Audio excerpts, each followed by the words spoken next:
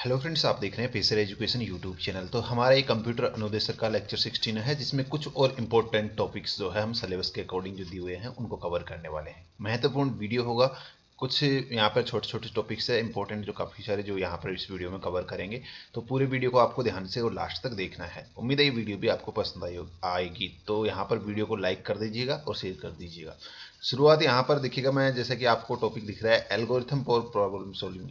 इसके अंदर हम जो एल्गोरिथम है उनके बारे में जानेंगे, फ्लो चार्ट्स होते हैं उनके बारे में यहाँ पर जानेंगे, ठीक है। और उसके अलावा जो डेटा टाइप्स हैं, एब्स्ट्रैक्ट डेटा टाइप्स, उसके अलावा जो अरेज हैं, स्ट्रक्चर्स हैं, यूनियन, जो जो स्टैक्स वगैरह हैं, उनको भी यहाँ पर इस वीडियो में हम डिस्कस करेंगे। साथ ही यहाँ पर जो डेटा स्ट्रक्चर का टॉपिक है उसको भी यहाँ पर कवर करने वाले हैं, ठीक है। तो पूरा यहाँ पर वीडियो ध्यान से देखना है, काफ़ी महत्वपूर्ण टॉपिक आपके इस वीडियो में कवर हो जाएंगे, ठीक है। सबसे पहले हम बात करेंगे यहाँ पर एल्गोरिथम फॉर प्रॉब्लम सॉल्विंग, ठीक है। तो यहाँ पर सबसे पहले तो हम जानेंगे कि एल्गोरिथम क्या होती है। एल्गोरिथम क्या होती है, वैसे बेसिक आपको पता होगा, थ्योरी टाइप में आप सभी ने पढ़ा है, ठीक है। तो यहाँ पर एक इसकी डेफिनेशन की फॉर्म में अगर इसको देखें तो an algorithm is a defined set of step by step procedure that provide the correct answer to a particular problem. यहाँ पर जो है ये क्या करता है, एक तरीके से एक सेट है, set of step by step, एक तरीके से एक स्टेप्स का सेट है, आप कह सकते हैं स्टेप्स का सेट कह सकते हैं एल्गोरिथम को, जो कि क्या करता है, एक जो हमारी कोई भी प्रॉब्लम होती है उसको सोल्व करने का एक मतलब की स्टेप्स होती है, और उसके जरिए हम उस स्टेप्स के जरिए हमारा जो आंसर है प्रॉब्लम का, जो सॉल्यूशन है, वो एक प्रॉपर आंसर हम प्राप्त कर सकते हैं by the following instruction correctly. जो फॉलोइंग इंस्ट्रक्शन है, उसी स्टेप्स में जो इंस्ट्रक्शन है उनके द्वारा you are guaranteed to arrive at the right answer. इनके जरिए जो है हम एक बिल्कुल एक्यूरेट आंसर जो है प्राप्त कर सकते हैं। तो सिंपल भाषा में अगर बात करें तो देखिए, जो डेली रूटीन में हम जो भी टास्क करते हैं वो एक तरीके से एल्गोरिथम होती है। मान लीजिए आपको टी बनानी है, चाय बनानी है, ठीक है। तो आप क्या करोगे, उसके लिए कुछ स्टेप्स फॉलो करोगे। क्या करोगे, स्टेप्स फॉलो करोगे, जिसमें फर्स्ट स्टेप आप क्या करोगे, सबसे पहले जो है एक जो भी पतीला वगैरह लोगे, बर्तन लोगे, उसके अंदर आप जो है पानी डालोगे। क्या करोगे, पानी डाल मिक्स करोगे। फिर सेकंड स्टेप में आप में उसमें जो है जो चाय पत्ती है वो उसमें मिक्स करोगे। फिर उसको थोड़ा जो भी थर्ड स्टेप में जो है उसके अंदर थोड़ी देर बाद जो है मिल्क ऐड करोगे, ठीक है। और उसके बाद में थोड़ी देर बाद जो है, या फिर उसके बाद में जो है आप क्या करोगे, उसमें जो भी मसाला या फिर शुगर वगैरह है वो आप उसके अंदर ऐड करोगे। तो ये सारी स्टेप्स फॉलो करी हमने, और उसके बाद में हमें जो रिजल्ट मिला वो क्या मिलेगा, एक टी मिलेगी हमें, जो तैयार होकर मिलेगी रिजल्ट में, वो टी मिलेगी। तो ये क्या होती है, स्टेप्स जो होती है यही एक तरीके से एल्गोरिथम होती है। किसी भी प्रॉब्लम को या फिर सोल्व करने के लिए जो स्टेप्स हम फॉलो करते हैं उनको एल्गोरिथम कहा जाता है। समझ में आ गया। अगर यहाँ पर एक डेफिनेशन की फॉर्म में देखें तो there are some simple definition of algorithm which are given below. कुछ यहाँ पर देखिएगा एल्गोरिथम की जो डेफिनेशंस दे रखी है। Algorithm are the solution of computational program. जो कंप्यूटेशनल प्रॉब्लम्स होती है हमारी, उनको सोल्व करने के लिए, अभी ये तो मैंने एक टी का एग्जाम्पल दिया है जो कि यहाँ पर हम डेली रूटीन में यूज करते हैं, लेकिन एल्गोरिथम कंप्यूटर में कैसे यूज करते हैं। कंप्यूटर में कोई भी प्रॉब्लम को सोल्व करने के लिए ये कंप्यूटेशनल जो प्रॉब्लम होती है, कंप्यूटेशनल जो कंप्यूटर में प्रॉब्लम्स होती है, उनको सोल्व करने के लिए जो है हम एल्गोरिथम का यूज करते हैं। मान लीजिए आपको 2 नंबर है आपके पास, एक ए है कोई भी और एक बी नंबर, 2 नंबर है आपके पास। इनको आपको क्या करना है, सम करना है, ऐड करना है। तो आप इसको ऐड करने के लिए कुछ स्टेप्स फॉलो करोगे आप कंप्यूटर में, या फिर जो है आप कंप्यूटेशनल फॉर्म में क्या करोगे, इनको जो है स्टेप्स के जरिए ऐड करोगे। मान लीजिए आपने पहले तो उसके अंदर इंटीजर लिखोगे, ए इंटीजर और एक बी इंटीजर, फिर आप सम फॉर्मूला लगाओगे यहाँ पर, ठीक है। फिर आप सम सी इक्वस टू या फिर sum equals to A plus B लिखोगे यहाँ पर, ठीक है। और फिर आपका सम जो है आउटपुट में आपके जो भी ए या बी की वैल्यू अगर आपने डिफाइन कर रखी है 1 या 2 जो भी है, तो आपका यहाँ पर सम निकल के आ जाए। तो ये क्या होता है, एक प्रोसेस जो होता है स्टेप बाय स्टेप प्रोसेस, उसी को यहाँ पर एल्गोरिथम कहा जाता है, ठीक है। They define a method that used to input a problem in order to procedure the correct output। एक ऑर्डर के फॉर्म, एक प्रोसीजर जो है उसकी फॉर्म में जो है हम इनपुट को और एंटर करते हैं, उसके बाद में उसका करेक्ट आउटपुट हम प्राप्त करते हैं। या फिर आप कह सकते हो कि algorithm is a defined as a step by step procedure designing to perform a operation which will be lead to deserve results if we follow correctly, ठीक है। या फिर आप इससे भी कह सकते हैं कि एक algorithm have a definite beginning and a definite ends. and a finite number of steps, a good algorithm which is precise, unique and finite, receive input and produce an output. देखिए एक यहाँ पर इसमें से ये जो लैंग्वेज है इसमें से एक पॉइंट आपको जरूर ध्यान रखना है। देखिएगा एल्गोरिथम के अंदर इनपुट क्या है, इनपुट जीरो हो सकता है। मान लीजिए ये एल्गोरिथम आपके पास कोई भी, मान लीजिए ये यहाँ से आपने जो है स्टार्ट किया एल्गोरिथम, कोई प्रोसेस है यहाँ पर, आपने जो है उसको प्रोसेस किया, उसका कोई भी डिसीजन मेकिंग अगर आपने लगाया, मान लीजिए एक फ्लो चार्ट की फॉर्म में मैं दिखा रहा हूँ आपको, और यहाँ पर आउटपुट दे दिया आपने। यहाँ पर आपने क्या दिया, स्टार्ट किया, जो भी डेटा है उसको इनपुट किया, ठीक है, और इधर आपने एंड किया या आउटपुट लेके एंड कर दिया, ठीक है। अब इसके अंदर देखिएगा हमने इनपुट की बात की है। इनपुट देखिएगा कोई भी एल्गोरिथम में क्या होता है, जीरो हो सकता है। क्या हो सकता है, जीरो। लेकिन आउटपुट कभी भी जीरो नहीं होगा। ये वर्ड यहाँ पे आपको ध्यान रख लेना। डायरेक्टली क्वेश्चन बनता है यहाँ से, एल्गोरिथम के अंदर इनपुट, क्या इनपुट जीरो हो सकता है इनपुट जीरो, लेकिन आउटपुट जीरो नहीं होगा। इनपुट जीरो कैसे, मतलब कि आपने मान लीजिए इनपुट कुछ नहीं दिया और वहाँ पे जो है एक टेक्स्ट फॉर्म में लिख दिया हेलो वर्ड, क्या लिख दिया, हेलो वर्ड। तो इनपुट यहाँ पर जो है जीरो है और आउटपुट में आपको क्या मिल जाएगा, हेलो वर्ड आ जाएगा आपके पास, ठीक है। इस तरीके से आउटपुट, और एक चीज़ ध्यान रखिएगा, आउटपुट मल्टीपल भी हो सकते हैं एल्गोरिथम के अंदर। इस set of sequential steps usually written in ordinary language to solve a given problem is called. एक और चीज़ ध्यान रखिएगा, जो यहाँ पर जो हमारी एल्गोरिथम होती है उसको हम एक ऑर्डिनरी लैंग्वेज में लिख सकते हैं, यानी कि जैसे कि हम इंग्लिश लैंग्वेज में उसको लिख सकते हैं, या फिर आप चाहे जिस लैंग्वेज में लिख सकते हैं, हिंदी में लिख सकते हैं आपकी जो एल्गोरिथम उसको इंग्लिश में। एल्गोरिथम एक तरीके से एक फॉर्मेट होता है, ढांचा होता है किसी भी प्रॉब्लम को सोल्व करने का, ठीक है। उसके अंदर कुछ स्टेप्स होते हैं। पहले तो हम क्या करते हैं, प्रॉब्लम को एनालिसिस करते हैं, क्या करते हैं, एनालाइजिंग करते हैं कि भाई क्या प्रॉब्लम है, कैसे इसको क्या करना है, फिर उसको डेवलपिंग एन एल्गोरिथम, फिर उसको एक एल्गोरिथम की फॉर्म में डेवलप करते हैं, उसके बाद में उसको कोडिंग करते हैं और फिर टेस्ट एंड डिबगिंग करते हैं। एक एल्गोरिथम की कैरेक्टरिस्टिक्स जो है आपको ध्यान रखनी है। Algorithm should be defined clearly. Algorithm क्या होती है, क्लियरली इसको डिफाइन किया जाता है। N algorithm should produce at least one output. Algorithm हमेशा जो है एक आउटपुट जरूर देगी आपको, चाहे आपने इनपुट जीरो किया है, इनपुट कुछ भी नहीं दिया है, फिर भी आपको आउटपुट जरूर देगी एल्गोरिथम, ठीक है। N algorithm should have zero और मोर इनपुट्स। यहाँ पर एल्गोरिथम के अंदर जो है जीरो या फिर उससे ज़्यादा जो है 1 2 3 4 कितने भी जो है इनपुट्स क्या हो सकते हैं, जीरो इनपुट्स हो सकते हैं, ठीक है। एक जीरो इनपुट हो सकता है, या फिर 2 जीरो, या फिर 2 से अधिक जीरो इनपुट्स भी हो सकते हैं, लेकिन आउटपुट यहाँ पे जीरो नहीं होगा, ठीक है। N algorithm should be executed and finished in finite number of step. एक और वर्ड यहाँ पर ध्यान रखिएगा, फाइनाइट नंबर, यानी कि एल्गोरिथम जो है उसकी स्टेप्स जो है कभी भी इनफाइनाइट नहीं होती। इनफाइनाइट मतलब कि अनंत, अनंत जो ये साइन है इस तरीके से आता है ना, ठीक है। तो ये कभी भी एल्गोरिथम के जो स्टेप्स हैं वो इनफाइनाइट नहीं होती, हमेशा फाइनाइट होती है, यानी कि एक एंड जरूर होता है उसका एल्गोरिथम की स्टेप्स का।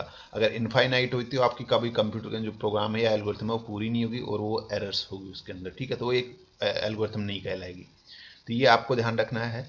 उसके बाद में an algorithm should be basic and easy to perform. Algorithm जो है एक बेसिक और इजी टू परफॉर्म होता है। उसके बाद में जो है each step started with specific identification like step first. तो यहाँ पर देखिएगा जो है उसको एक स्टेप्स के माध्यम में इसको डिफाइन किया जाता है, जैसे कि प्रत्येक स्टेप को स्टेप फर्स्ट हो गया, फिर स्टेप सेकंड हो गया, फिर स्टेप थर्ड हो गया, स्टेप फोर्थ, ठीक है, इस तरीके से। और यहाँ पर उसके अंदर जो है एक स्टार्ट और जो फर्स्ट स्टेप है उससे पहले जो है एक स्टार्ट जो है होता है और एंड पे जो है जो लास्ट स्टेप होती है वो होती है, ठीक है। यहाँ पर देखिएगा एक एग्जाम्पल लेते हैं हम। मैंने ये एग्जाम्पल वैसे वो टॉप पे ही बता दिया आपको, ठीक है, कैसे कैसे। एक मान लीजिए एक कप ऑफ टी हमें जो है बनाना है, तो सबसे पहले एल्गोरिथम में स्टार्ट लिखेंगे फर्स्ट स्टेप में। उसके बाद में सेकंड स्टेप में क्या करेंगे, कुछ वाटर लेंगे, उसे उबालेंगे, फिर यहाँ पर उसमें जो है वाटर लेंगे एक बाउल के अंदर, और उसके अंदर वाटर लेके उसको जो है गैस पर बर्नर पर रखेंगे जो है, ठीक है। उसके बाद में गैस बर्नर ऑन करेंगे। तो ये सारे जितने भी जो स्टेप्स हैं वो आप यहाँ पर इसमें फॉलो करोगे। तो इस तरीके से आपकी जो है लास्ट में क्या होगी, गैस को टर्न ऑफ करोगे, बर्नर जो है, and just have the T in the cups with biscuit. इस तरीके से आप इसको एंड कर दोगे। तो ये एल्गोरिथम है आपकी, क्या कहलाती है, एल्गोरिथम। जो स्टेप्स हैं ये एल्गोरिथम। एक यहाँ पर मान लीजिए आपको जो है ग्रेटेस्ट नंबर फाइंड करना है, 3 नंबर दे रखे हैं, आपको ग्रेटेस्ट नंबर फाइंड करना है। तो आप क्या करोगे, सबसे पहले मान लीजिए ए बी सी 3 नंबर है आपके पास, या 3 अल्फ़ाबेट, ठीक है, कोई भी नंबर है, या फिर जो है मान लीजिए इनमें से आपको ग्रेटेस्ट फाइंड करना है कि कौन सा ग्रेटेस्ट है, ठीक है। आपने क्या करें, सबसे पहले तो स्टार्ट और एंड तो आपको रखना ही है। स्टार्ट किया, सेकंड स्टेप में आपने क्या किया, 3 नंबर ले लिए इनपुट के फॉर्म में। इनपुट के फॉर्म में कितने नंबर ले लिए आपने, 3 नंबर, ए बी और सी, ठीक है। अब यहाँ पर आपको चेक कंडीशन लगानी, क्या लगाना है, कंडीशंस लगानी है। और कंडीशन के लिए जो है आप डायमंड शेप का जो बॉक्स है वो यूज करते हैं, वो मैं आपको नीचे बताऊंगा सारे शेप्स वगैरह, अभी यहाँ पर ध्यान रखिए। अब यहाँ पे एल्गोरिथम में चेक इफ, क्योंकि हमें कंडीशंस देखनी है, क्योंकि अगर ये बड़ा हुआ तो ये आपको आप इनपुट आउटपुट देना है, और अगर ये बड़ा हुआ तो ये वाला आउटपुट देना है। जैसे अगर मान लीजिए इफ कंडीशन लगा दी, यदि A greater than B and A greater than C, यानी कि ए ग्रेटर देन बी और ए ग्रेटर देन सी, यानी कि ए इससे भी बी से भी बड़ा है और ए सी से भी बड़ा है, तो हमें क्या करना है, ग्रेटेस्ट नंबर फाइंड करना है ना। तो हमें आउटपुट में क्या प्रिंट कराना है, ए ग्रेटर है, अगर ए ग्रेटर है तो यहाँ पर प्रिंट ए, आउटपुट में क्या हो जाएगा, प्रिंट ए मिल जाएगा हमें, सबसे बड़ा नंबर। वहीं अगर यहाँ पर गलत है, अगर यहाँ पर ये कंडीशन गलत होती, ठीक है, ये बड़ा नहीं होता, ठीक है, तो हम क्या करते हैं, एल्स वाली कंडीशन लगा देते, फिर से यहाँ पर जो है ये कंडीशन लगाते इफ, फिर बी को चेक करते हैं, बी ग्रेटर देन ए या फिर बी ग्रेटर देन सी। अब यहाँ पर अगर जो है बी यहाँ से इससे बड़ा है तो आपका जो है ये कंडीशन ट्रू हो जाती है और आपका प्रिंट हो जाता, यानी कि यहाँ पे अगर बी इज ग्रेटर है तो आपका बी प्रिंट हो जाता। तो इस तरीके से यहाँ पर इफ एल्स की कंडीशन से आप इसको कर सकते हैं, ग्रेटर और स्मॉलेस्ट नंबर को फाइंड कर सकते हैं। उसके बाद में जो है सी अगर यहाँ पर प्रिंट भी हो जाता है, अगर यहाँ पर ये छोटा है तो आपका जो है सी ग्रेटर हो जाता है और प्रिंट सी हो जाता है। इस तरीके से यहाँ पर आप ये एल्गोरिथम फाइंड कर सकते हैं। अब यहाँ पे एक होता है सी का फ्लो चार्ट। देखिए एल्गोरिथम जो है हमने क्या किया है, एक फॉर्मेटिक डाटा तैयार किया है स्टेप्स में, ठीक है। उसके बाद में क्या करते हैं, हम फ्लो चार्ट क्रिएट करते हैं उस एल्गोरिथम का जो मतलब कि उसका जो कंटेंट है उसको एक मतलब कि परफॉर्म कराने के लिए, उसको कोड की फॉर्म में या फिर उसको डिसीजन की फॉर्म में परफॉर्म कराने के लिए, ठीक है। और उसको हम फ्लो चार्ट कहते हैं। फ्लो चार्ट आपने खूब देखे होंगे, ठीक है। यहाँ पर ये एक एग्जाम्पल है फ्लो चार्ट का, इस तरीके से खूब पढ़े होंगे इस तरीके से, ठीक है। तो चलिए यहाँ पर देखिए फ्लो चार्ट। पहले तो सबसे पहले एक कुछ सिंबल्स हैं, ये डायरेक्टली पूछ ले जाते हैं कि प्रोसेस के लिए कौन सा सिंबल्स यूज़ किया जाता है, इनपुट आउटपुट के लिए कौन सा सिंबल जो है फ्लो चार्ट में यूज़ किया जाता है, और डिसीजन के लिए कौन सा, कनेक्टर कौन सा है, और प्री डिफाइंड प्रोसेस। तो यहाँ पर देखिएगा प्रोसेस के लिए जो यहाँ पर जो सिंबल यूज़ किया जाता है वो रेक्टेंगल शेप का यूज़ किया जाता है, ये वाला शेप, ठीक है। इनपुट आउटपुट के लिए, इनपुट आउटपुट के लिए आप जो है ये पैरेललोग्राम जो है शेप है, इसको याद रखिएगा। ये वाला शेप आपका इनपुट और आउटपुट में काम में लिया जाता है, ठीक है। जब इनपुट दोगे आप तो इस वाले शेप का बॉक्स आपको यूज करना पड़ेगा, और जब आउटपुट लोगे तो भी इस वाले शेप का ही, ये जो पैरेललोग्राम है इस वाले शेप का आपको जो है यूज करना पड़ेगा। वहीं आपको डिसीजंस लेने हैं। मान लीजिए डिसीजन मैंने अभी ऊपर बताया था आपको, इफ एल्स वाली कंडीशन लगाई थी ऊपर आपके पास, ठीक है, ग्रेटर देन वाला नंबर फाइंड करने, तो उसके लिए आपको एक डायमंड शेप वाला जो है बॉक्स यूज करना है। कौन सा, डायमंड वाला। यहाँ पर ये चीज़ आपको ध्यान रखनी है, ठीक है। ट्रू फॉल्स के लिए, यस नो के लिए, इस सब के लिए जो है आपको ये डायमंड शेप यूज करना है डिसीजन मेकिंग जो बॉक्स है। एक होता है कनेक्टर। कनेक्टर के लिए आपको सर्कल यूज करना है। Allow the flow chart to be draw without intersecting lines और विदाउट ए रिजर्व फ्लो, ठीक है। तो इसके लिए आपको सर्कल यूज करना है। प्री डिफाइंड प्रोसेस के लिए आपको इस तरीके का जो बॉक्स है यूज करना है। टर्मिनल के लिए आपको ये वाला यूज करना है, यानी कि एक आपका जो है स्टार्ट और एंड, START, स्टार्ट के लिए आप ये वाला यूज करोगे और एंड के लिए भी आपका ये वाला जो है आपको यूज करना है, ठीक है, स्टार्ट एंड के लिए। और इनपुट आउटपुट के लिए आपको पैरेललोग्राम यूज करना है, ठीक है। और डिसीजन मेकिंग के लिए डायमंड शेप यूज करना है, और आपका जो प्रोसेसिंग के लिए है रेक्टेंगुलर यूज करना है। तो ये आपको यहाँ पर ध्यान रखना है। और ये फ्लो लाइंस होती है यहाँ पर, इनको कनेक्टर डायरेक्शन प्रदान करने के लिए, ठीक है। कोई भी यहाँ पर जैसे कि मैं बताता हूँ, ये देखिएगा ये डायरेक्शन प्रदान कर रही है तो ये फ्लो लाइन्स बोलते हैं इनको, ठीक है। ये इधर डायरेक्शन और ये इधर डायरेक्शन प्रदान। तो ये हो गया आपका यहाँ पर इसके जो बेसिक्स हैं फ्लो चार्ट के, जो शेप्स वगैरह हैं उनके नाम। उसके बाद में यहाँ पर देखिएगा ग्रेटेस्ट नंबर, यहाँ पर अब उसी एग्जाम्पल को यहाँ पर अब जो है 3 नंबर में जो है एक ग्रेटेस्ट नंबर फाइंड करेंगे। पहले हमने एल्गोरिथम देखा था इसका कि एल्गोरिथम में इसको कैसे लिखेंगे आप। अब यहाँ पर इसको फ्लो चार्ट में कैसे दिखाएंगे आप। तो फ्लो चार्ट में देखिएगा, मान लीजिए 3 नंबर में से आपको एक ग्रेटेस्ट नंबर, आपके पास 3 नंबर है। देखिएगा स्टार्ट वाला शेप इस तरीके से लिखना है, ये स्टार्ट शेप हो गया आपका। फिर आपको इनपुट डालना है, इनपुट का वाला शेप को पैरेललोग्राम जो है आपका इनपुट शेप है, इस तरीके से ये वाला रखना है। इसके अंदर जो है हमें क्या करना है, store the number into the variables, variables के फॉर्म में जो स्टोर करेंगे नंबर यहाँ पर। उसके बाद में देखिएगा यहाँ पर डायमंड शेप लेंगे। अब यहाँ पर इन तीनों में से मुझे इफ एल्स की कंडीशन या फिर जो है लगा के इसको क्या करना है, ग्रेटेस्ट नंबर फाइंड करना है। अब यहाँ पर पहली जो इफ की कंडीशन लगाया उसमें क्या लिखा है हमने, ए ग्रेटर देन बी। अब ए ग्रेटर देन बी अगर सही है ये कंडीशन तो ये इधर यस की तरफ जाएगा, ठीक है। और अगर गलत है तो ये डिसीजन अगर गलत है तो ये नो की तरफ जाके अलग यहाँ पे कंडीशंस लग जाएगी। अब if greater than A greater than B, अगर ये बड़ा है तो यहाँ पर देखिएगा, यहाँ आते ही आपके पास जो है एक दूसरी कंडीशन लगा देंगे। अगर ए बी से बड़ा है तो ये आपका यस आ जाएगा, और फिर एक दूसरा और लास्ट नंबर बच गया सी, उसको भी अब ए से कंपेयर करेंगे, ठीक है। ए बी से तो बड़ा हो ही गया, यहाँ पे यस हो गया। अब यस पे आते ही सी से और बच रहा है, हमारा सी से भी चेक करेंगे। तो अगर सी से भी बड़ा हुआ यस आपका ए है ना, तो फिर आपको यस कंडीशन ये हो जाएगा, ट्रू हो जाएगा। और ट्रू होकर आपका जो है यहाँ पर ये कहाँ आ जाएगा, रिजल्ट आ जाएगा, ए इज ग्रेटेस्ट नंबर, ठीक है। तो ये आपका यहाँ पर क्या आ जाएगा, आउटपुट आ जाएगा। वही यहाँ पर देखिएगा, अगर ये यहाँ पर देखिएगा नो, इधर यहाँ पर ट्रू हुआ तो यस इधर हो जाएगा, आउटपुट मिल जाएगा। अगर ये आपका ट्रू नहीं हुआ, ये अगर ये कंडीशन, तो आपकी नो पे जाएगी, फिर से यहाँ पर जो है एक यहाँ पर जो है आउटपुट मिल जाएगा सी। और यहाँ पर देखिएगा इस तरीके से आपका इससे इधर यहाँ पर बी ग्रेटर देन सी नहीं हुआ तो इस तरीके से यहाँ पर जो है ये हुआ, ठीक है। बी ग्रेटर देन सी हुआ तो यस यहाँ पर जाके बी आपका प्रिंट कर देगा। तो इस तरीके से यहाँ पर आपके जो है ये आउटपुट मिल जाएंगे। और वहीं आपको जो है लास्ट में क्या करना पड़ेगा, यहाँ पर इनको स्टॉप करने के लिए ये बॉक्स यूज करना पड़ेगा। आपका प्रोग्राम जो है ये क्या हो जाएगा, ये फ्लो चार्ट स्टॉप हो जाएगा यहीं पे, ठीक है। तो इस तरीके से इसको यूज करते हैं। एक यहाँ पर मैंने देखिएगा, अब फ्लो चार्ट और हमने एल्गोरिथम्स को जो है डिस्कस किया है, ठीक है। एक इसी के सिमिलर एक और जो छोटा सा पॉइंट होता है स्यूडो कोड का। स्यूडो कोड क्या होता है, स्यूडो कोड भी एक तरीके से आप कह सकते हो कि प्रॉब्लम सॉल्विंग ही एक होती है, एक सिस्टम होता है प्रॉब्लम सॉल्विंग का ही। जैसे कि आपका एल्गोरिथम हो गया, आपका फ्लो चार्ट हो गया, उसी तरीके से देखिएगा pseudo code is a way और approach to solve a problem just like algorithm और फ्लो चार्ट। इन्हीं की तरह जो है हमारी प्रॉब्लम्स को सॉल्व करता है स्यूडो कोड भी।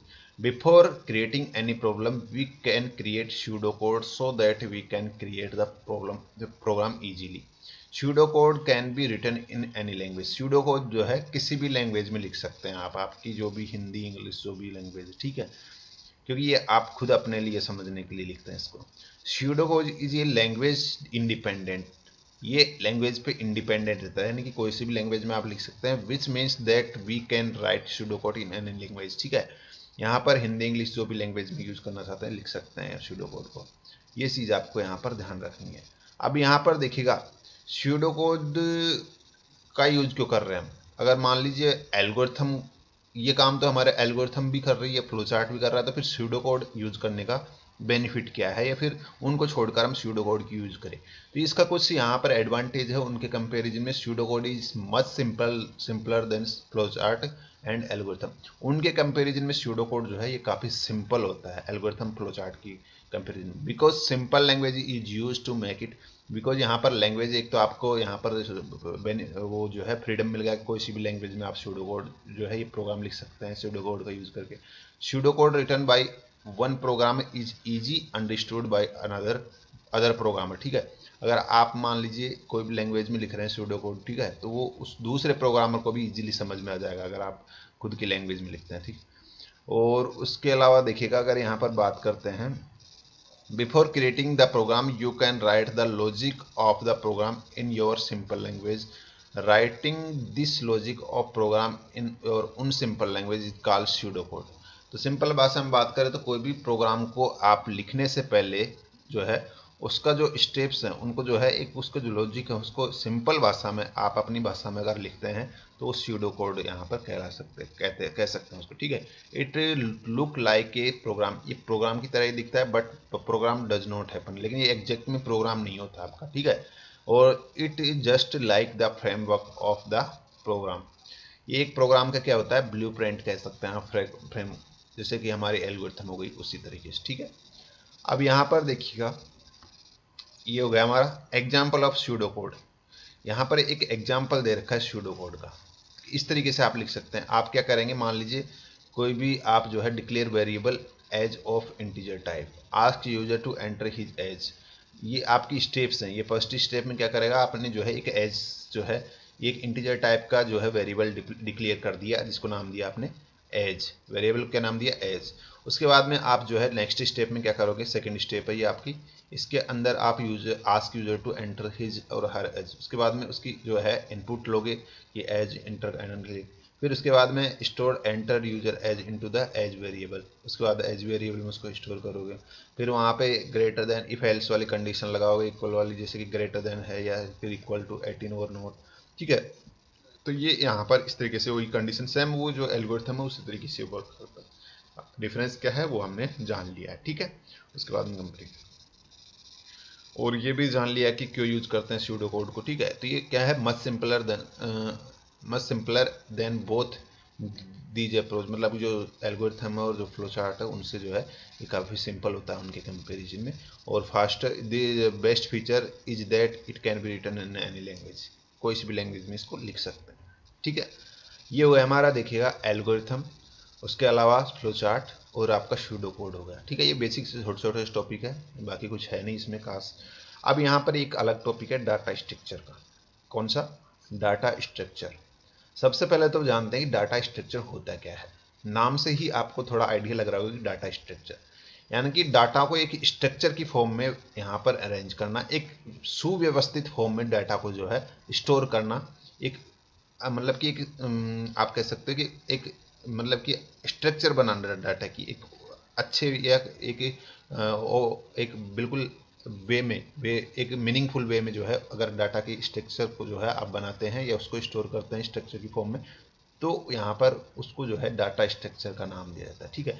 यहाँ पर थोड़ा इसको देख लेते हैं। Data structure is a way of collecting and organizing data in such a way that it can easily accessed for use to any time। Simple भाषा में यही बोल रहा है कि डाटा स्ट्रक्चर जो है एक तरीका है of collecting and organising data, data को कलेक्ट करना। मान लीजिए कोई भी हमारा डाटा है ये, ठीक है, उसको ये कलेक्ट करेगा और उसको एक सिंपल वे में इस तरीके से ऑर्गेनाइज करेगा कि जब भी हमें जरूरत पड़े उसकी तो हम इजीली उसको एक्सेस कर सके, हमें एक्सेस करने में कोई यहाँ पर उसको एक्सेस करने में तकलीफ ना हो, एनी टाइम पे कोई वो जो है हम इजीली एक्सेस कर सके। तो ये एक यहाँ पर इसका तरीका है ये, और इस तरीके को क्या बोलते हैं, डाटा स्ट्रक्चर बोलते हैं। Data is stored in data structure in such a way that when we can easily perform various operations on this data and in a data structure the data should be arranged in such a way that it reduce the complexity and increase the efficiency। Okay, यहाँ पे दो बार ये आ गया, ठीक है। तो आप simple भाषा में कह सकते हैं कि ये इस डाटा स्ट्रक्चर जो है ये क्या करता है, डाटा को इस फॉर्म में जो है क्या करता है, अरेंज करता है, डाटा को इस फॉर्म में जो है सेव करता है कि वो हम जो है उसको इजीली जो है एक्सेस कर सके। उसकी जो कॉम्प्लेक्सिटी है उसको ये रिड्यूस कर देता है, कम कर देता है, उसकी जो इफ़िशियंसी है उसको बढ़ा देता है। यहाँ पर जैसे कि हम कह सकते हैं जो अरे हैं, लिंक्ड लिस्ट हैं, ये स्टैक्स हैं, ये क्यू हो गया आपका, ये सारे के सारे जो है डाटा स्ट्रक्चर के क्या है, एग्जाम्पल है।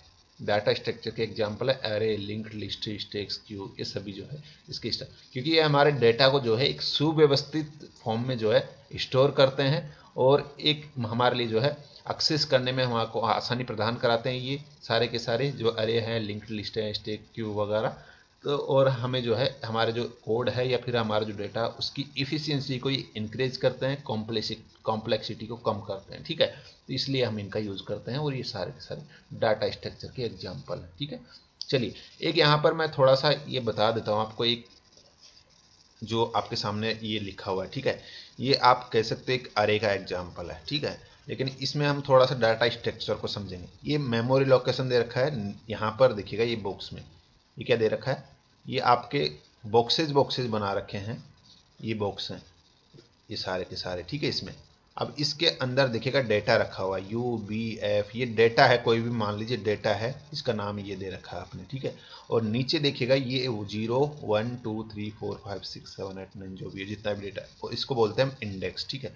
तो ये क्या करता है, हमारे डेटा को एक सुव्यवस्थित तरीके से रखा हुआ है। यहाँ पर देखिएगा बॉक्सेज के रूप में रखा हुआ है हमारा डेटा यहाँ पर डाटा स्ट्रक्चर में। अब जैसे कि हमें मान लीजिए एक्सेस करना है, एक तो आप रख देंगे डाटा को, एक मान लीजिए पूरा पूरा एक मेमोरी है, उसके अंदर भर दो आप ऐसे UBC जो भी है आपका XYZ, ठीक है। अब यहाँ पे मान लीजिए ये आपने डेटा भर दिया, ठीक है, कुछ भी। अब आप इनमें से कुछ एक्सेस करोगे तो आपको कितना, एक तो आप इसमें से डेटा एक्सेस करो और एक इस वाले डायग्राम में से आप डेटा एक्सेस करो, तो इजी कौन सा रहेगा आपके लिए? इजी ये वाला रहेगा ना, क्योंकि इसमें सब कुछ अरेंज्ड हो रखा है, एक मतलब डेटा अलग अलग जो है एक फॉर्म में सेव है यहाँ पर, ठीक है। एक और इसमें जो है वैसे ही उल्टा सीधा घिस-पिस जो है, कोई डाटा स्ट्रक्चर नहीं बन रहा है डेटा का, बिल्कुल भी वैसे ही जो है कहीं पे भी सेव हो रखा है डाटा। तो इसमें से हमें ढूंढने में, एक्सेस करने में जो है काफ़ी कॉम्प्लेक्सिटी हो जाएगी। तो यही आपका बेनिफिट है डेटा स्ट्रक्चर को यूज करने, ठीक है। अब डेटा स्ट्रक्चर को यूज करने के एडवांटेज क्या है? एडवांटेज देखिएगा, सबसे पहले मैंने बता दिया एफिशिएंसी। एफिशिएंसी जो है आपकी बढ़ती है, जो डेटा है उसकी, और रीयूजेबिलिटी बढ़ती है, यानी कि आप कितनी बार भी उसको यूज कर सकते हो, बार बार आप इजीली उसको फाइंड करोगे डेटा को और यूज कर पाओगे, ठीक है, क्योंकि इजीली एक्सेसिबल होता है वो। एक होता है एब्स्ट्रैक्शन। एब्स्ट्रैक्शन क्या होता है, मैंने पिछले एक वीडियो में बताया था, इनहेरिटेंस में जो है बताया था आपको, ठीक है, वो जो होते हैं आपके, ठीक है, उसके अंदर। तो एब्स्ट्रैक्शन का मतलब होता है कि छुपा लेना या फिर हाइड कर देना। ये क्या करता है, डाटा स्ट्रक्चर में जो आपका मतलब कि जो मेन डाटा है, जो जिसकी आपको रिक्वायरमेंट है, ठीक है, वही डाटा आपको दिखाएगा। बाकी का जो जिसकी ज़रूरत नहीं है आपको, अननेसेसरी डाटा है, ठीक है, जो आपकी जो बैकएंड का जो प्रोसेस वगैरह हो रहा है उसको ये नहीं दिखाएगा। ये होता है आपका एब्स्ट्रैक्शन कहलाता है, ठीक है। एक होता है एक्सेसिंग स्पीड। आपकी एक्सेसिंग स्पीड इजीली बढ़ जाएगी, क्योंकि आपके जो डेटा है वो इजीली यहाँ पर एक सेल्स में आपके स्टोर है, एक अरेंज्ड में स्टोर है, एक स्ट्रक्चर में स्टोर है, ठीक है। तो इजीली आप जो है एक्सेस कर सकते हैं उनको, ठीक है। एक होता है मैनेजमेंट। मैनेजमेंट आपका समझ में आ रहा है, मैनेज कर सकते हो आप इजीली डाटा स्ट्रक्चर के जरिए अपने डेटा को। ये हो गया आपका डाटा एडवांटेज, ठीक है। अब डाटा स्ट्रक्चर के थोड़ा टाइप्स वगैरह हम जान लेते हैं, ठीक है। चलिए, डाटा स्ट्रक्चर के टाइप्स की अगर बात करते हैं तो आपका जो डाटा स्ट्रक्चर है, ये यहाँ पर पहले इसको दो कैटेगरीज में डिवाइड किया गया है। एक तो परमिटिव डेटा स्ट्रक्चर और एक non primitive data structure. Primitive data structure ये, और ये नॉन परमिटिव डेटा स्ट्रक्चर। अभी परमिटिव को आप छोड़ दीजिएगा, यहाँ पर हम इसको डिस्कस नहीं करेंगे अभी हम यहाँ पर चलते हैं नॉन परमिटिव की तरफ। किसकी तरफ? Non primitive. Non primitive data structure की तरफ अगर बढ़े तो यहाँ पर ये दो टाइप्स, इसको आप इसमें डिवाइड कर दीजिए। एक तो नॉन लीनियर डाटा स्ट्रक्चर होता है नॉन परमिटिव में, और एक लीनियर डाटा स्ट्रक्चर होता है। कौन सा? एक तो लीनियर और एक नॉन लीनियर। अब यहाँ पर लीनियर नॉन लीनियर के भी और टाइप्स हैं। अगर लीनियर की हम बात करते हैं यहाँ पर, किसकी? लीनियर की। तो लीनियर को जो है दो पार्ट्स में डिवाइड किया गया है, एक तो स्टैटिक और एक डायनेमिक। ये पार्ट्स ध्यान रखिएगा, डिवाइडेशन डायरेक्ट यहाँ से पूछा जाता है एग्जाम, ठीक है। एक लीनियर में एक तो आपका स्टैटिक्स होता है डाटा स्ट्रक्चर, और एक डायनेमिक डाटा स्ट्रक्चर होता है। स्टैटिक डाटा स्ट्रक्चर में आपको अरे जो है, अरे का जो एग्जाम्पल है, जो अरे होता है वो जो स्टोर करता है डाटा, वो स्टैटिक डाटा स्ट्रक्चर का एग्जाम्पल है। किसका? स्टैटिक डाटा स्ट्रक्चर में अरे को शामिल किया गया है, ठीक है। वहीं अगर डायनेमिक की अगर बात करते हैं तो डायनेमिक के अंदर आपका एक तो लिंक्ड लिस्ट आता है, जिसमें यहाँ पर डाटा को स्टोर किया जाता है। एक स्टैक में जो डाटा स्टोर होता है वो डायनेमिक की कैटेगरी में आता है, और एक क्यू की कैटेगरी में, क्यू जानते हो आप, पंक्ति, कतार, ठीक है, कतार की कैटेगरी में कह सकते हो आप, ठीक है, क्यू। तो इसकी कैटेगरी में जो है वो आता है, ये भी आपका डायनेमिक की कैटेगरी में आता है। तो तीन तो यहाँ पर डायनेमिक में, एक तो लिंक लिस्ट हो गया, एक स्टैक और एक क्यू। वहीं अगर खाली स्टैटिक की बात करें तो स्टैटिक में आपका अरे आता है केवल। ये हो गया लीनियर के टाइप, ठीक है। नॉन लीनियर डाटा स्ट्रक्चर की अगर बात करते हैं तो नॉन लीनियर में देखिए, जो ट्री हो गया आपका, ट्री पढ़ा है आपने, ठीक है, डाटा स्ट्रक्चर में इस तरीके से, ये पढ़ा होगा, इस तरीके का डायग्राम आपने दिखे होंगे कोई भी, तो वो होते हैं आपके ट्रीज, ठीक है। एक होता है ग्राफ, ग्राफ भी आपने देखा होगा, ये मान लीजिए कोई ग्राफ है आपका, ठीक है, इस तरीके से यहाँ पर डाटा है, यहाँ पर, तो ये आपके नॉन लीनियर डाटा स्ट्रक्चर होता है, ग्राफ, ट्री वगैरह, ये किसके एग्जाम्पल है, नॉन लीनियर के, ठीक है। तो इनको यहाँ पर थोड़ा सा हम डिस्कस करेंगे क्योंकि ये भी आपका सिलेबस में दे रखा है। तो सबसे पहले हम बात करते हैं लीनियर डाटा स्ट्रक्चर की, इसकी लीनियर की। यहाँ पर परमिटिव, नॉन परमिटिव, परमिटिव को हमने नहीं पढ़ा क्योंकि ये है नहीं हमारे लिए, ये नॉन परमिटिव को हम पढ़ेंगे। नॉन परमिटिव में लीनियर को जो है सबसे पहले देखेंगे। लीनियर में पहले एक स्टैटिक है और इधर एक डायनेमिक है। सबसे पहले हम पढ़ते हैं स्टैटिक को, किसको, स्टैटिक को। स्टैटिक में आता है आपका अरे, ठीक है। सबसे पहले लीनियर डाटा स्ट्रक्चर को हम जान लेते हैं। The data structure in which all the elements, ध्यान से देखिएगा, the data structure in which all the elements are implemented in a linear order are called linear data. जिसके अंदर जो डेटा है वो लीनियर ऑर्डर के अंदर, लीनियर ऑर्डर समझते हैं आप, ये आपका यहां पर लीनियर ऑर्डर होता है, ठीक है।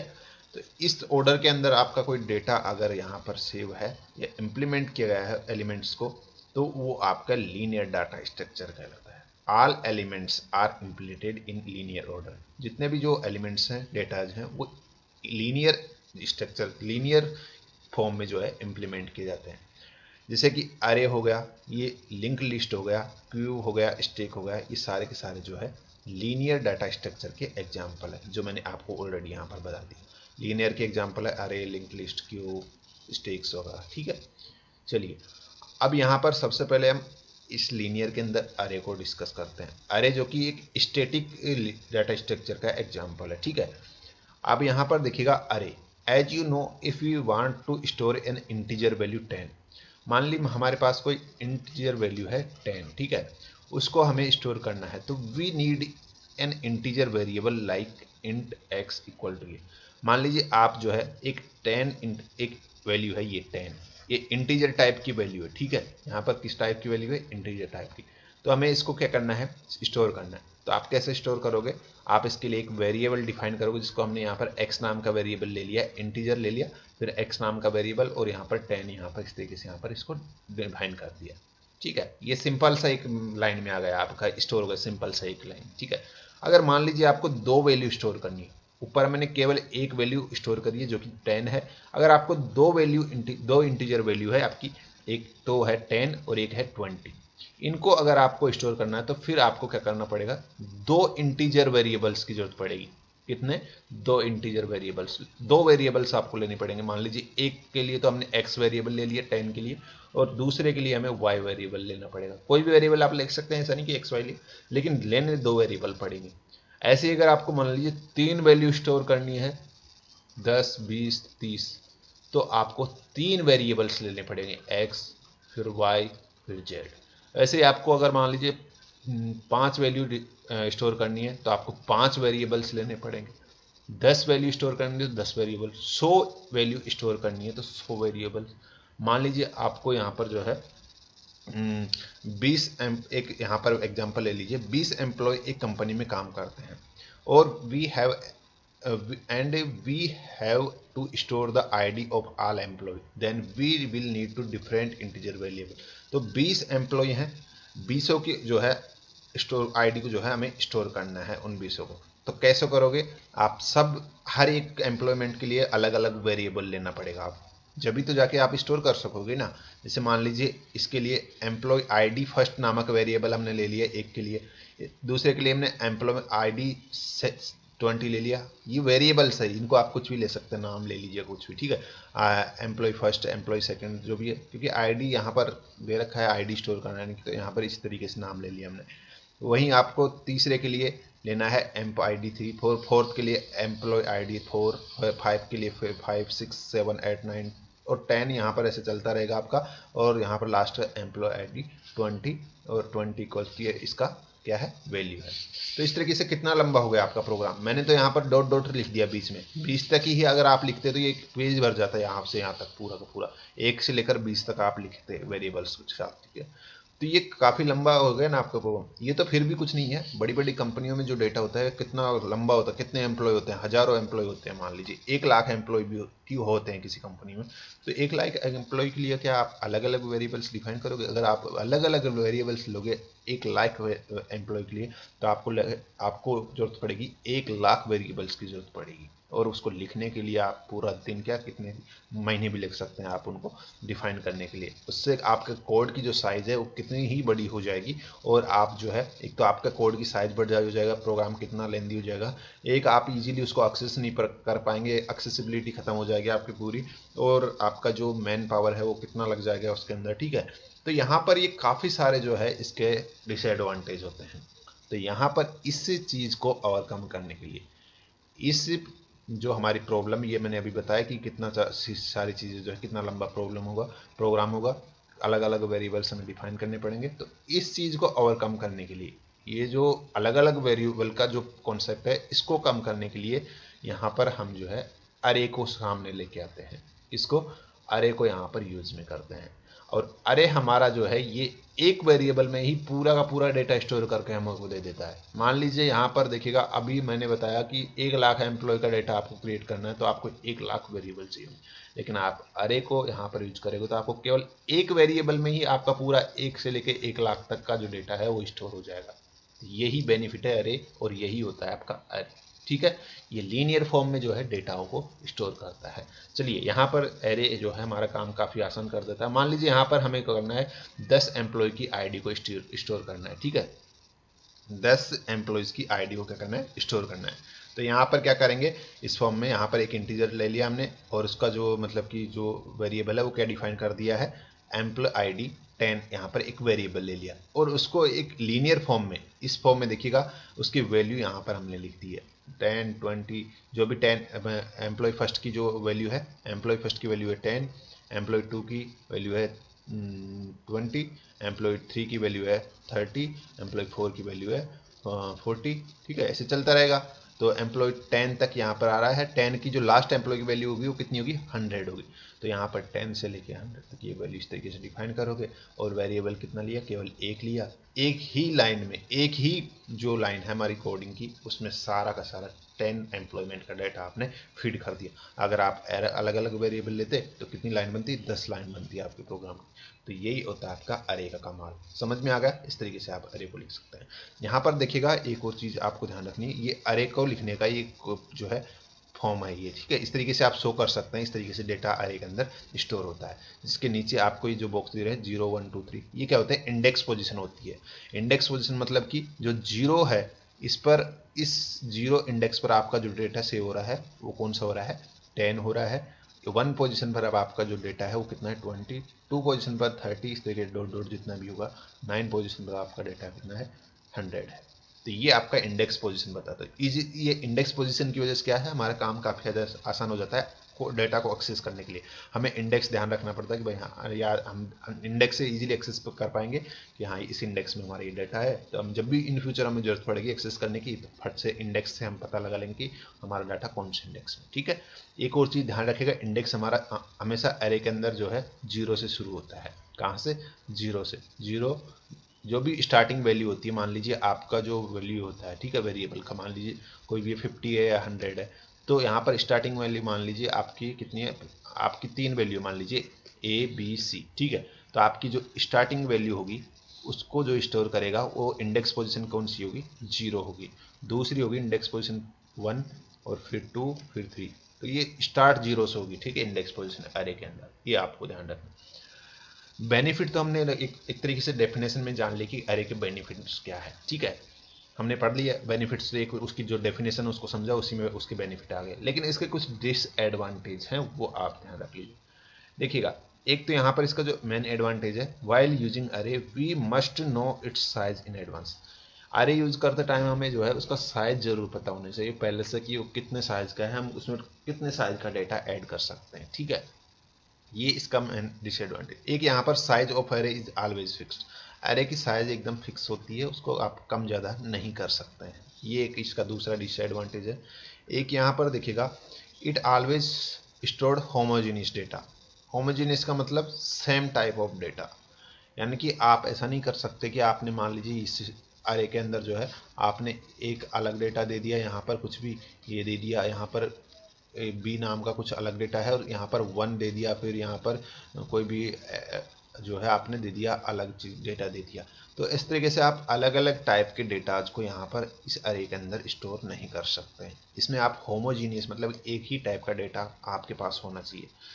आप अगर इंटीजर यूज कर रहे हैं तो आप इंटीजर टाइप का डेटा यूज करोगे, अगर आप फ्लोट टाइप का डेटा जो है यूज कर रहे हैं तो फ्लोट का ही यूज कर पाओगे, ठीक है। तो ये आपको यहाँ पर इसका ध्यान रखना है। इफ वी डिक्लेयर अरे ऑफ इंटीजर टाइप, अगर हमने इंटीजर टाइप का अरे डिक्लेयर किया है तो आप उसके अंदर जो है वैल्यू केवल इंटीजर टाइप की वैल्यू ही आप जो है उसमें स्टोर कर पाओगे। ध्यान रखिएगा, अगर हमने स्ट्रिंग टाइप का अरे डिक्लेयर किया है तो हम जो है उसमें स्ट्रिंग टाइप का ही जो अरे मतलब कि डेटा है वो स्टोर कर पाएंगे। तो ये इसका दूसरा यहाँ पर सबसे बड़ा डिसएडवांटेज है, तो ये भी आपको ध्यान रखना है। यहाँ पर अरे हमने समझ लिया क्या होता है, अब अरे के टाइप्स भी आप थोड़ा जान लीजिएगा, ये भी इंपॉर्टेंट है। एक तो अरे मेनली देखिएगा, एक होता है सिंगल टाइप, एक मल्टी सिंगल डायमेंशनल अरे और एक मल्टी डायमेंशनल अरे। टू या फिर आप कह सकते हो सिंगल डायमेंशनल अरे, 2 डायमेंशनल अरे या फिर मल्टी डायमेंशनल अरे, ठीक है। तो यहाँ पर 2 टाइप्स के मेन जो अरे हैं, एक सिंगल डायमेंशनल जो है इसको हम सबसे पहले पढ़ते हैं। तो सिंगल डायमेंशनल नाम से आपको यहाँ पर थोड़ा सा पता चल रहा है, सिंगल डायमेंशनल यानी कि एक दिशीय। यहाँ पर array are always written in a single script या सब स्क्रिप्ट, ठीक है। देखिएगा ये ब्रैकेट है, इसको इसके अंदर अरे की फॉर्म में क्या बोलते हैं, सब स्क्रिप्ट बोलते हैं। क्या बोलते हैं, सब स्क्रिप्ट बोलते हैं, ठीक है, जो यहाँ पर लिखा हुआ है। तो इस बॉक्स या फिर इस जो ब्रैकेट है इसको सब स्क्रिप्ट बोला जाता है। तो सिंगल डायमेंशनल जो अरे होता है उसके अंदर केवल एक सब स्क्रिप्ट होती है। एक सब स्क्रिप्ट कैसे होती है वो थोड़ा सा मैं आपको यहाँ पर एग्जाम्पल के जरिए बता देता हूँ।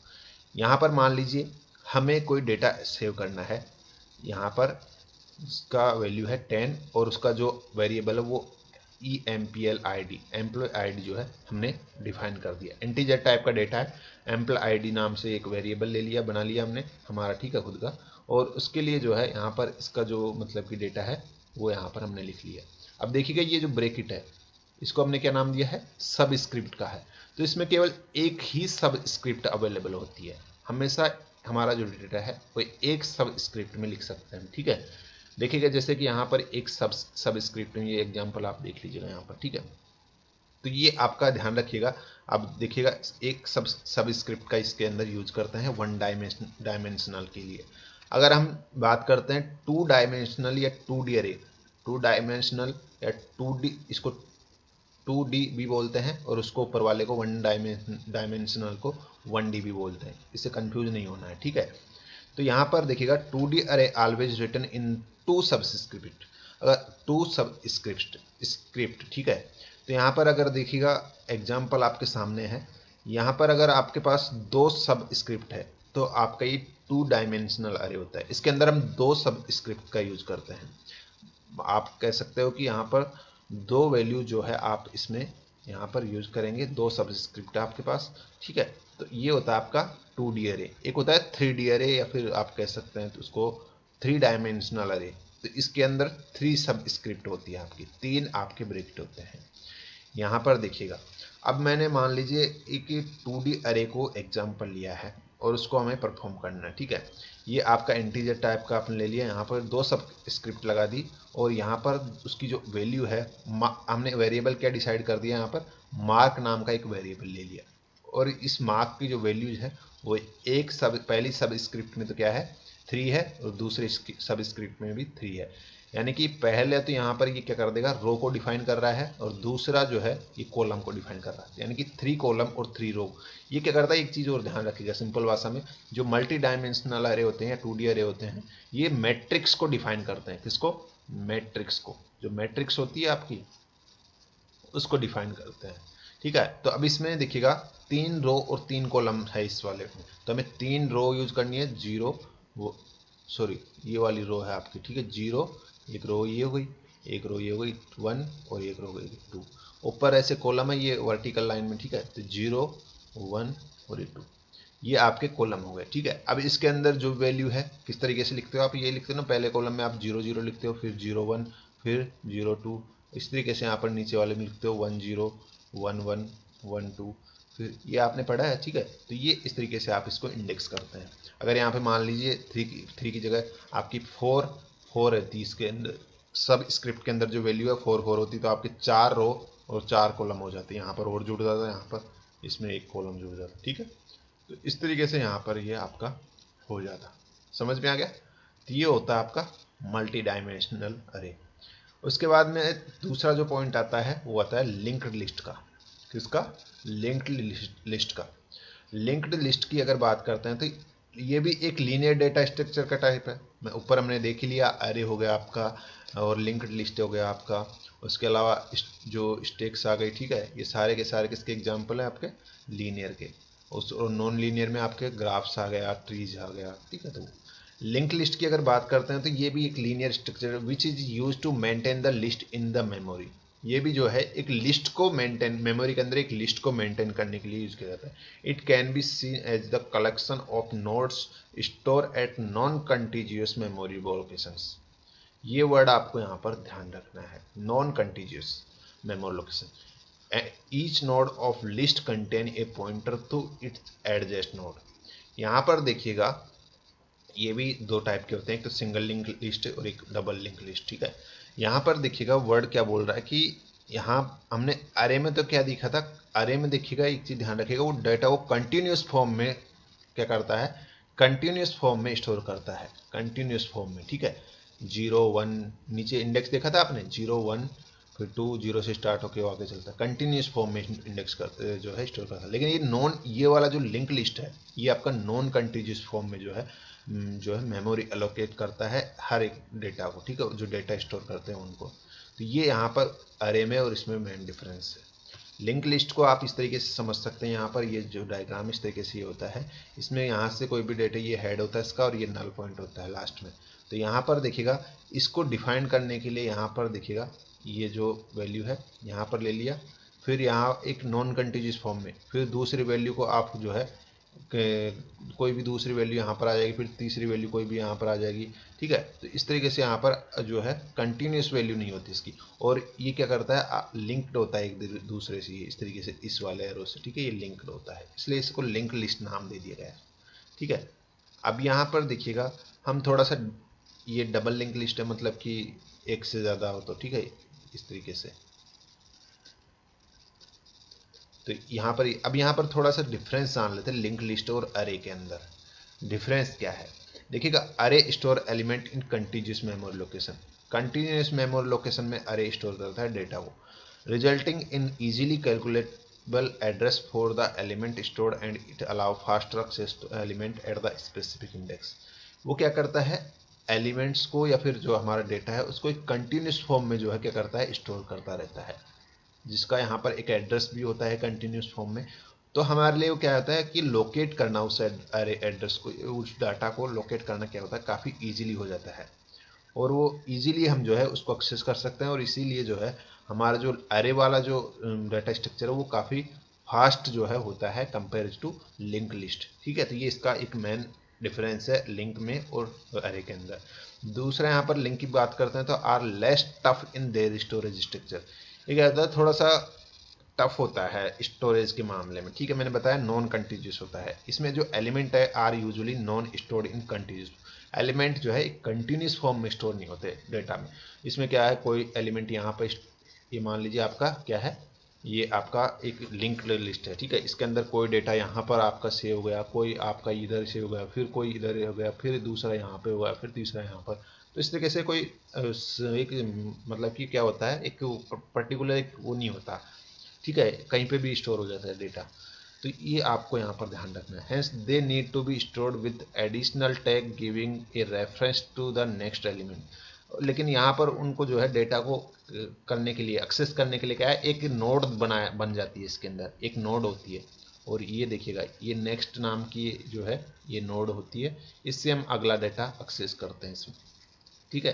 तो ये यहाँ पर नेक्स्ट नोड होती है, ये भी नेक्स्ट है, इस तरीके से नेक्स्ट डेटा को एक्सेस करते हैं इस तरीके से। ये हमारा डेटा होता है, तो डेटा कहीं पे भी इसमें सेव हो जाता है, कोई फिक्स वो नहीं है कि कहाँ पे सेव हो रहा है कहाँ नहीं है, ठीक है। और अरे के अंदर क्या होता है, एक फिक्स जो है इंडेक्स होता है अरे का, जिसमें ये देखिएगा 0 1 2 3 4 5 6 7 एक फिक्स अलोकेट होता है हमारी जो डेटा है उसका, और उसको फिक्स मेमोरी अलोकेट होती है, ठीक है। तो हम इजीली जो है उसको फाइंड कर सकते हैं कि कौन सा डेटा कौन से मेमोरी जो इंडेक्स है वहाँ पर सेव हुआ है, ठीक है। तो ये इसका अरे का एग्जाम्पल है ये वाला, ठीक है, जो कि एक बिल्कुल कंटिन्यूस फॉर्म में देखिएगा 0 1 2 3 4 5 इस फॉर्म में सेव हो रहा है डेटा। और एक आपका यहाँ पर ये आपका लिंक्ड लिस्ट का एग्जाम्पल है, जिसमें खाली नेक्स्ट से जो है डेटा हमें मिलेगा, कोई ज़रूरी नहीं कि हम नेक्स्ट पे कौन सा डेटा मिलेगा हमें पता नहीं है, ठीक है। हमें यहाँ पर कोई भी पता नहीं है कि अगला डेटा कौन सा मिलेगा, खाली नेक्स्ट करेंगे तो हमें पता चलेगा हाँ ये डेटा है यहाँ पर, फिर नेक्स्ट करेंगे तो वो डेटा दूसरा मिलेगा। तो इसलिए ये इसका मेन डिफरेंस है लिंक लिस्ट में और उसमें, समझ में आ गया डिफरेंस।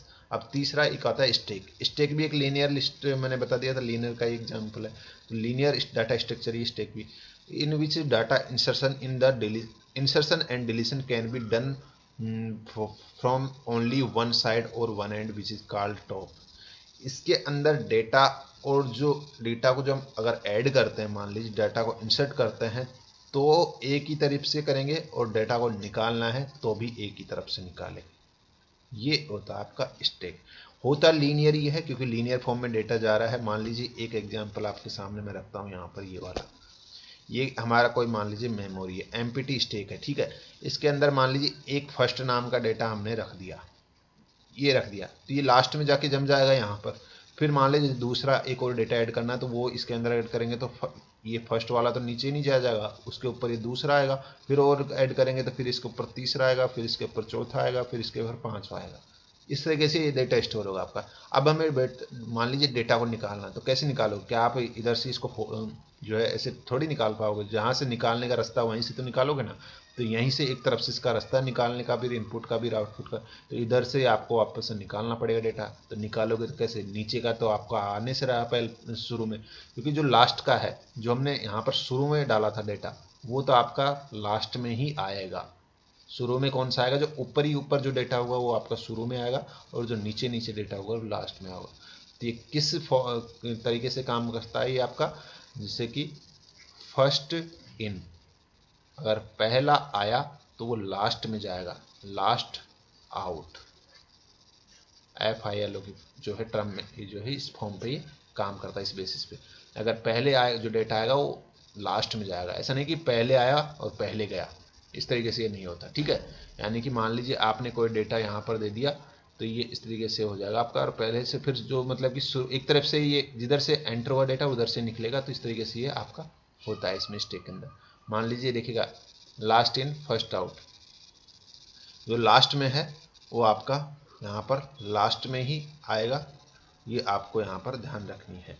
और जो यहाँ पर ये लिखा हुआ है लास्ट इन फर्स्ट आउट, मतलब कि जो लास्ट में आया है, जो डेटा लास्ट में आया है, ये वाला डेटा है ना, शुरू शुरू में ये वाला भरा, फिर उसके बाद में ये वाला, फिर ये, और यहाँ पर लास्ट में ये डेटा आया और लास्ट में ये आया। तो अब इसको अगर हम आउट करेंगे तो सबसे पहले ये वाला ही तो खाली करना पड़ेगा। मान लीजिए कोई हमारा कोई बॉक्स है, उसमें हमने कुछ सामान भर रखा है, ठीक है।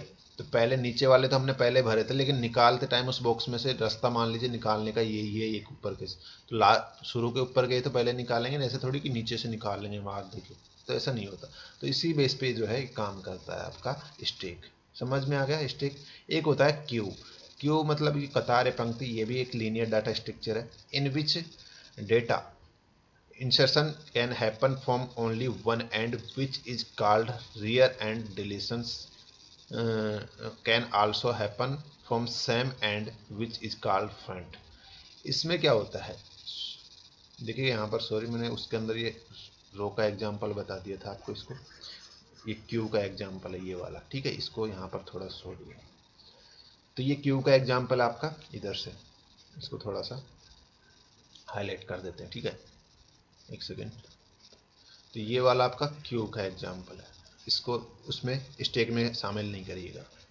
अब देखिएगा यहाँ पर, देखिएगा ये फर्स्ट इन फर्स्ट आउट का जो है एल्गोरिथम पे ये काम करता है। इसमें क्या होता है कि जिधर से हमने क्यू में मान लीजिए डेटा, यहाँ पर ये क्यू बन रही है, आपने किस लाइन में, मान लीजिए आप बैंक की लाइन में लग रहे हैं, ये बैंक है आपका, इधर आप लाइन में लग रहे हैं, ठीक है। ये फर्स्ट बंदा है, ये सेकंड है, ये थर्ड है, ये फोर है, फिफ्थ, सिक्स्थ। तो इसमें क्या होता है, किस बेस पे वो करता है, इसमें जो पहले आएगा वो आपका पहले जाएगा, फर्स्ट इन फर्स्ट आउट। इस बेस पे ये जो है एल्गोरिथम एक डेटा को स्टोर करता है। ठीक है, समझ में आ गया। क्यू का मतलब, क्यू में जब जैसा हम डेटा परफॉर्म करते हैं, जो बंदा पहले आएगा बैंक में वो पहले अपना काम करा के जाएगा, उसके बाद में आएगा वो उसके बाद में जाएगा, फिर तीसरा आएगा, फिर तो इसी बेस पर यहाँ पर क्यू काम करती है, इसलिए इसको क्यू नाम दिया गया। In which data insertion and can be happen from only one and.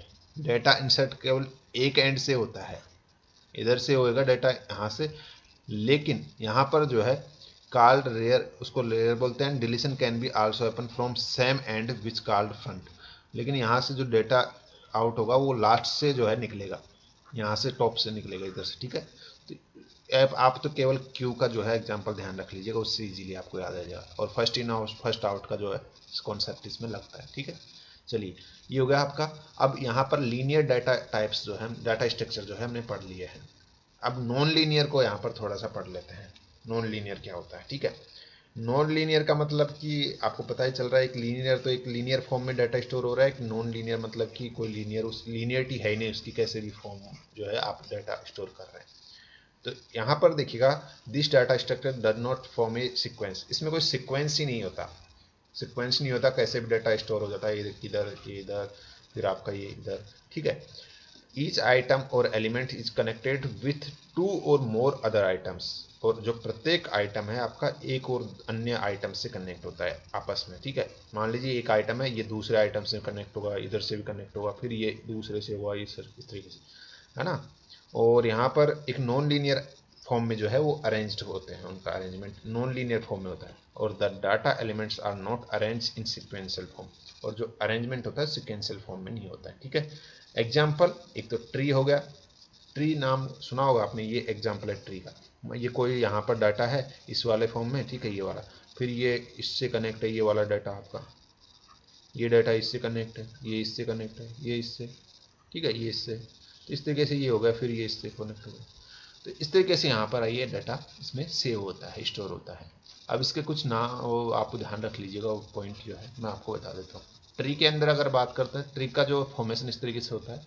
और इसके अंदर देखिएगा, जो लास्ट का जो यहाँ पर होता है, एक थोड़ा सा ध्यान रखिएगा, tree are multi level data structure with a hierarchical relationship among its elements known as nodes.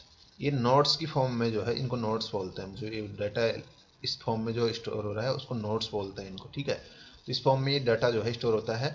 Bottom most node in the hierarchy are called leaf node.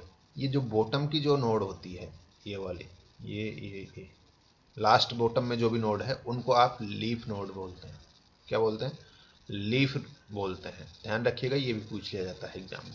While top most node is called node, root node. और जो top की होती है इसको बोलते हैं root node, जो top पे होती है, जहाँ से निकल रही है ब्रांचेस। ठीक है, each node contain pointer to point adjacent nodes. ठीक है, तो यहाँ पर प्रत्येक के साथ पॉइंटर कनेक्ट होता है। ठीक है, उनको एडजस्ट करने के लिए। उसके बाद में देखिएगा, ट्री जो है ये किस पर बेस्ड होता है? पेरेंट चाइल्ड रिलेशनशिप पर बेस्ड होता है, जिसमें पेरेंट नोड होती है, एक चाइल्ड नोड होती है, इस तरीके से आपने पढ़ा है। ठीक है, वो चीज़ होती है इसके। एक यहाँ पर दूसरा एग्जाम्पल होता है ग्राफ्स का। ग्राफ्स जो है ये एक पिक्चोरियल रिप्रेजेंटेशन होता है सेट ऑफ एलिमेंट्स का। पिक्चर की फॉर्म में जो हम उसको रिप्रेजेंट करते हैं डेटा को। तो ये भी एक नॉन लीनियर डेटा स्ट्रक्चर का एग्जाम्पल है। ठीक है, ये हो गया आपका लीनियर, नॉन लीनियर। अब उसके बाद में एक और जो यहाँ पर आता है, abstract data type in data structure.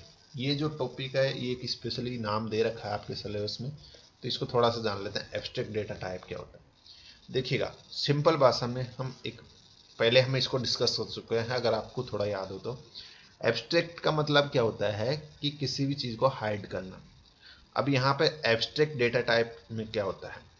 इस वाले डेटा टाइप में जो है, जो डेटा जो स्टोर होते हैं या फिर जो प्रोसेस होता है, उसमें जो बैकएंड का जो प्रोसेस है वो यूजर नहीं देखता। एक सिंपल सा एग्जांपल लेते हैं, मान लीजिए एक एटीएम है।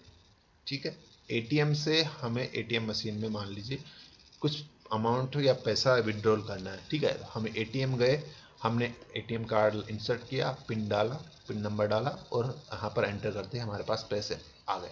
लेकिन क्या इतना सा ही काम हुआ है उस एटीएम में जो हमने बस देखा है, हम हमारा जो हमारे सामने हुआ? नहीं, उसके अलावा भी उसके अंदर बैकएंड में कई सारा प्रोसेस हुआ है। उसमें पहले से जो प्रोग्रामिंग थी उसके अनुसार उसके अंदर क्या हुआ, आपने जैसे ही एटीएम डाला आपके कार्ड को वो रीड कर रहा था, आपके अकाउंट से जो लिंक वहाँ पे था उसको एक्सेस किया उसने, ठीक है। उसके अलावा और जो आपके अकाउंट की जानकारी थी वो उसने एक्सेस की कि आपके अकाउंट में इतना बैलेंस है या नहीं है, ठीक है। उसके बाद में बैलेंस हुआ तो फिर वो आगे बढ़ेगा और उसके बाद में जो मतलब कि आपका क्या करेगा, पासवर्ड चेक करेगा, पिन नंबर चेक करेगा कि ये करेक्ट है या नहीं है, ठीक है। तो कितना सारा बैकएंड का काम हो रहा है, उसके कितना बैकएंड का काम हो रहा है। तो वो जो बैकएंड का काम है, लेकिन एक चीज़ यहाँ पर पता है आपको, वो जो बैकएंड का काम है वो हमारे कुछ काम का नहीं है। क्या हम जानना चाहते हैं कि भाई वो बैकएंड में क्या क्या कर रहा है? खैर ये कि वो अलग बात है कि हम सीखना चाहते हैं, लेकिन वो हमारे काम की चीज़ है ही नहीं। हमारे काम की चीज़ें खाली हम गए, इंसर्ट किया एटीएम कार्ड और आपने जो है पासवर्ड एंटर किया, पैसे निकाले और आप, क्योंकि आपका काम है पैसे निकालना, विड्रॉल करना पैसे को, ठीक है। तो पैसे विड्रॉल करके आप आ गए, लेकिन बैकएंड में जो काम हुआ है वो आपको नहीं दिखाया उस मशीन ने। तो ये क्यों नहीं दिखाया? क्योंकि वो डेटा को एब्स्ट्रैक्ट कर दिया गया, वहाँ पर जो डेटा था उसको हाइड कर दिया गया, हमारे सामने नहीं रखा गया। वही चीज़ होती है डेटा एब्स्ट्रैक्टिंग। समझ में आ गया? डेटा एब्स्ट्रैक्ट क्या होता है? तो ये आपको यहाँ पर ध्यान रखना है। इसको यहाँ पर थोड़ा सा लैंग्वेज की फॉर्म में समझ लेते हैं। The data type is basically a type of data that can be use in different computers program. Data type क्या होता है? यहाँ पे बेसिकली एक टाइप ऑफ डेटा होता है जो कि हम यूज करते हैं डिफरेंट प्रोग्राम के अंदर। It signifies the type like integer data type हो गया, एक आपका फ्लोट टाइप डेटा टाइप हो गया, ठीक है। इस तरीके के डेटा टाइप्स होते हैं। वहीं यहाँ पर आपका the space like integer will take 4 bytes, characters will take 1 bytes. एक यहाँ पर देखिएगा, ये भी आपको ध्यान रख लेना। इंटीजर जो टाइप का जो डेटा टाइप होता है वो कितनी मेमोरी लॉक कर सकता है? 4 बाइट मेमोरी वो जो है कंज्यूम करता है। वहीं अगर आपसे पूछा जाए कि CHR जिसको करेक्टर डेटा टाइप बोलते हैं, वो 1 बाइट मेमोरी जो है वो कंज्यूम करता है, ठीक है। ये स्पेस लेके चलता है ये, ठीक है। थोड़ा सा ध्यान रख लीजिएगा। The abstract data type is special kind of data type. Abstract data type जो है एक स्पेशल, मैंने डेटा टाइप यहाँ पे ऊपर वैसे लास्ट वीडियो में आपको पढ़ाया था। एक तो वो आपका प्री डिफाइंड डेटा टाइप होता है और एक आपका यूजर डिफाइंड, ठीक है। प्री डिफाइंड में आपका इंटीजर डेटा टाइप हो गया, आपका फ्लोट हो गया, ठीक है, आपका CHR कैरेक्टर डेटा टाइप हो गया और आपका एक हो गया डबल, ठीक है। तो ये क्या होता है आपके मतलब कि प्री डिफाइंड होते हैं सिस्टम में, पहले से ये डेटा टाइप्स जो है मौजूद होते हैं। लेकिन एक होता है यूजर डिफाइंड, ठीक है। यूजर डिफाइंड में आपके जो है यूजर के द्वारा डिफाइंड किए जाते हैं। जैसे कि एक NM डेटा टाइप हो गया जो मोस्ट पॉपुलर हमने पढ़ा था पिछले वीडियो में, एक आपका एरे हो गया, ठीक है, एक आपका स्ट्रक्चर हो गया, ठीक है, स्टैक हो गया। ये क्या होते हैं? यूजर डिफाइंड डेटा टाइप्स होते हैं, इनको यूजर के द्वारा डिफाइंड किया जाता है इनको, ठीक है। तो यहाँ पर उसी के अनुरूप जो है एक यहाँ पर एब्स्ट्रैक्ट डेटा टाइप होता है जो कि एक स्पेशल टाइप का डेटा टाइप होता है, whose behaviour is defined by a set of values, जिसका बिहेवियर डिफाइन किया जाता है set of values and set of operations. इसका बिहेवियर देखिएगा यहाँ पर 2 फॉर्म में डिफाइन किया जाता है। एक तो सेट ऑफ वैल्यूज जिसमें वैल्यूज होती है और एक होता है सेट ऑफ ऑपरेशंस, ठीक है। अब यहाँ पर 2 पार्ट में ये जो है डेटा परफॉर्म होता है, ठीक है, इसके अंदर एब्स्ट्रैक्ट टाइप डेटा टाइप में। यहाँ पर अब एब्स्ट्रैक्ट का मतलब क्या होता है कि मैंने आपको बता दिया कि डेटा को हाइड करना। तो ये क्या करता है, जो वैल्यूज टाइप का जो सेट होता है, वैल्यूज में जो डेटा होता है वो हमें काम का होता है, हमारे काम का होता है। ये क्या करता है, हमको शो करता है, हमको दिखाता है। जैसे कि अभी मैंने एटीएम का उदाहरण दिया था, जो प्रोसेस था हमने गए एटीएम में कार्ड लगाया, वो सारे वैल्यू के अंदर आया वो प्रोसेस आपका। और जो अंदरूनी जो काम हुआ था, आपका ऑपरेशन हुआ था पूरा का पूरा, क्या हुआ उसके अंदर एटीएम के अंदर कि कैसे हमें पैसे मिले, वो जो ऑपरेशन था बैकएंड का, वो आपका ऑपरेशन कैटेगरी इसमें आता है। तो इस तरीके से यहाँ पर इस 2 पार्ट में आप कह सकते हैं इसको।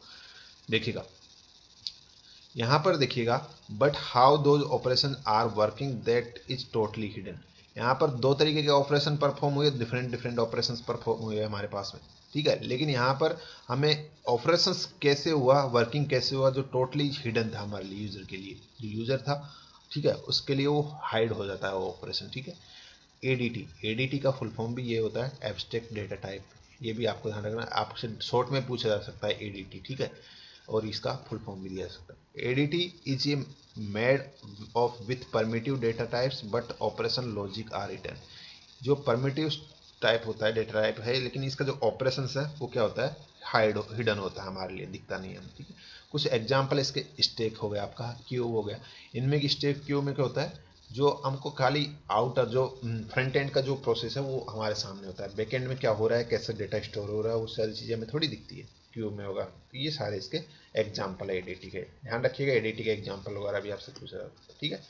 एडीटी के जैसे कि मान लीजिए यहाँ पर एक एडीटी जो है, इसके अंदर मान लीजिए स्टैक का और क्यू का मैंने बात की है, ये दोनों लिस्ट हो गया एक लिस्ट, ठीक है। तो ये सारे किसके एग्जाम्पल है, एडीटी के। अब एडीटी के अंदर में एक स्टैक की अगर बात की है मैंने, तो स्टैक को देखिएगा क्या क्या परफॉर्म होता है, उसके जो है अंदर क्या क्या चीज़ें परफॉर्म होती है। अंदर स्टैक के अंदर आपसे जो है ये सारे ऑपरेशंस लगेंगे उसके अंदर, full push pop peak size वगैरह का डिसाइड करेगा वो, ठीक है। एम्प्टी है या फुल है स्टैक, वो पहले डिसाइड करेगा, ठीक है, चेक करेगा। फिर उसके बाद में use to push X into the stack, कोई भी मतलब कि स्टैक के अंदर वो पुश करेगा उसको एंटर करने के लिए, डेटा के लिए डिलीट वगैरह करना आपको, तो वो सारी चीज़ें वो करेगा आपके लिए, पॉप करेगा, निकाल अगर डिलीट करना है तो निकालेगा, ठीक है। और साइज वगैरह चेक करनी तो उस नंबर ऑफ, वो सारी चीज़ें। तो ये सारा क्या है, बैकएंड का प्रोसेस होता है जो कि हमें नहीं दिखता है, और ये किसकी वजह से होता है, एब्स्ट्रैक्ट डेटा टाइप की वजह से ये चीज़ पॉसिबल हो पाता है। समझ में आ गया। चलिए अब बढ़ते हैं आगे थोड़ा सा और। ओके ठीक है, हो गया हमारा ये, यहीं तक था आज का जो टॉपिक है, जिसमें 3-4 टॉपिक हमने डिस्कस किए हैं। इस वाले वीडियो में हम इतना ही कवर करेंगे, लंबा भी हो गया है वीडियो, ठीक है। बाकी का जो आगे का पोर्शन है वो अगले वाले वीडियो में डिस्कस करें। तो टॉपिक जो हमने यहाँ पर डिस्कस करे, ठीक है, डेटा टाइप्स में जो एब्स्ट्रैक्ट डेटा टाइप है हमने डिस्कस कर लिया। उसके अलावा हमने जो है डेटा स्ट्रक्चर का जो बेसिक है वो जान लिया, उसके जो लीनियर नॉन लीनियर टाइप्स हैं वो वगैरह जान लिए, ठीक है। उसके अलावा बाकी की जो चीज़ें हमने ग्राफ्स जान, वो क्या नाम से, अरे जान लिया, ठीक है, अरे इसका पार्ट होगा। एक डाटा स्ट्रक्चर जान लिया हमने क्या होता है। बाकी हमने स्यूडो कोड जान लिया, ग्राफ और जो आपका फ्लो चार्ट्स हैं, एल्गोरिथम्स हैं, ये सारी चीज़ें हमने इसमें डिस्कस की है। उम्मीद है ये वीडियो आपको पसंद आया होगा। तो अभी के इस वीडियो में बस इतना ही है, मिलते हैं नेक्स्ट वीडियो में, धन्यवाद।